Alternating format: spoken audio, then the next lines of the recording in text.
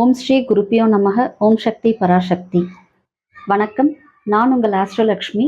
நாம இன்னைக்கு விருச்சிக ராசிக்காரர்களுக்கு இந்த ராகு கேது பெயர்ச்சியானது எப்படிப்பட்ட பலன்களை கொடுக்க போகுது, என்ன மாதிரி மாற்றங்களை கொடுக்க போகுது அப்படின்றத பத்தி தான் பார்க்க போறோம். விருச்சிக ராசிக்காரர்களுக்கு இதுவரையிலும் 11லையும் 5லையும் இருந்த ராகு கேதுக்கள், அதாவது 5 ராகு 11 கேதுன்னு இருந்த நிலையானது மாறி இப்ப 4 ராகு 10 கேது அப்படின்ற நிலைக்கு வருதுங்க.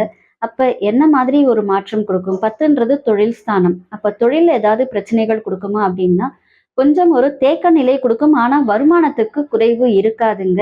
சின்ன சின்ன தேக்க நிலைகள் இருந்தாலும் அதை கடந்து வரக்கூடிய நிலையை நீங்க ஏற்படுத்துவீங்க. நீங்க முயற்சிகளை எடுப்பீங்க.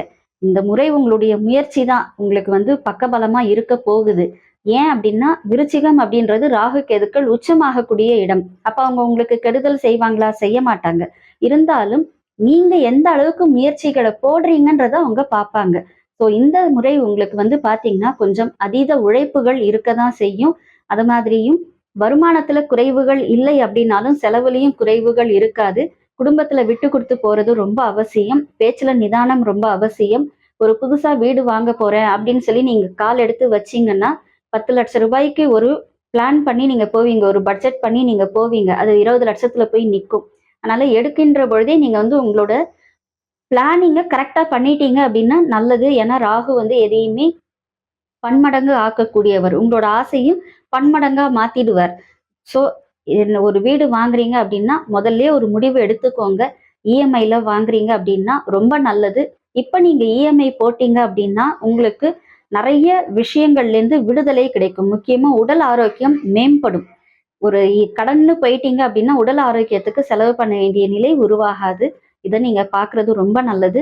கேதுவானவர் 10ஆம் இடமான தொழில் ஸ்தானத்துக்கு வரதுனால சிலருக்கு தொழில்ல மாற்றங்களை ஏற்படுத்தக்கூடிய நிலையும் அவர் ஏற்படுத்துவாரு. சிலருக்கு தொழிலே மாறும். சிலருக்கு தொழில்ல ஏதாவது ஒரு மாற்றத்தை ஏற்படுத்தும். அதனால இந்த 2 நிலைப்பாட்டையும் நீங்க கொஞ்சம் கவனமா ஆராய்ந்து இறங்குறது கொஞ்சம் நல்லது. புதுசா அகலக்கால் வச்சு ஒரு தொழிலை ஸ்டார்ட் பண்றதெல்லாம் இப்போதைக்கு பண்ண வேண்டாம். உங்களுக்கு குருவும் அஷ்டம குருவா இருக்கிறாரு. சனீஸ்வரன் மட்டும்தான் சொல்லக்கூடிய நிலையில இருக்கிறாரு. ராகு கேதுக்கள் நன்மைகளை செய்யக்கூடியவங்க தான். எப்பயுமே ராகு கேதுக்கள் பொதுவாக வருமானத்துல கை வைக்க மாட்டாங்கங்க. வரக்கூடிய லாபத்துல தான் கை வைப்பாங்க.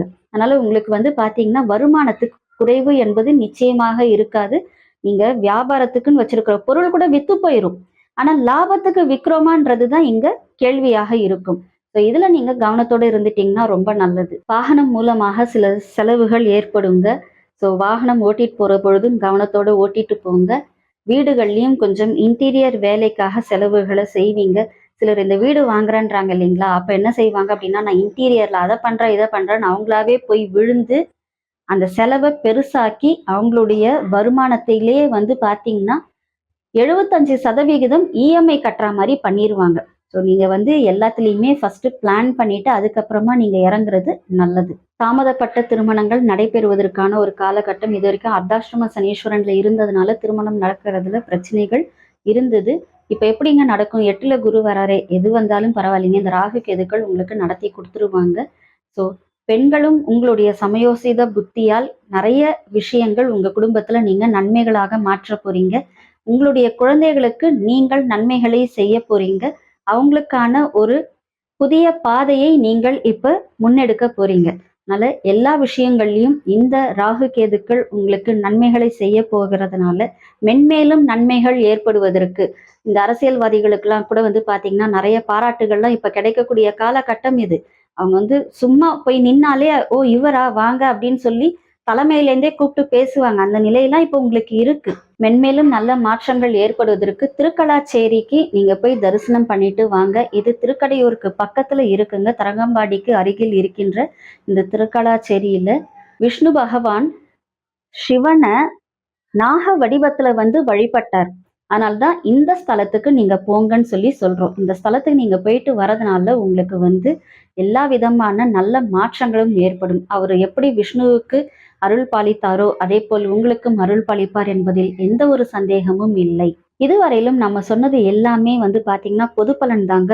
உங்க ஜாதகத்துல ராகு கேதுக்கள் எந்த கிரகங்கள் மீது வருகிறார்களோ, அதாவது கும்பத்திலையும் சிம்மத்திலையும் என்ன கிரகங்கள் இருக்கின்றதோ அதை பொறுத்து இந்த பலன்களானது மாறும். அதனால உங்களுடைய ஜனன ஜாதகத்தை ஒரு நல்ல ஜோதிடர்கிட்ட காட்டுறது உங்களுக்கு ரொம்ப நல்லது. ஜோதிடம் மற்றும் ஆன்மீகம் சார்ந்த தகவல்களுக்கு இந்த சேனலை சப்ஸ்கிரைப் பண்ணுங்க, லைக் பண்ணுங்க, ஷேர் பண்ணுங்க. உங்களுடைய சுய ஜாதகத்தை பார்ப்பதற்கும் மற்றும் பிரசனம் பார்ப்பதற்கும் நீங்கள் எங்களை தொடர்பு கொள்ளலாம். எல்லாம் வல்ல இறையருளின் துணையாலும் அகிலாண்ட கோடி பிரம்மாண்ட நாயகியின் அருளாலும் உங்கள் இல்லங்களிலும் உள்ளங்களிலும் என்றென்றும் மகிழ்ச்சி நிலைத்திருக்கட்டும். நன்றி.